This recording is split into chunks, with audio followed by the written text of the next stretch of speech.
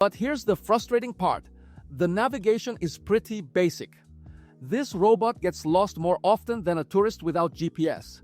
It can't create no-go zones around pet food bowls.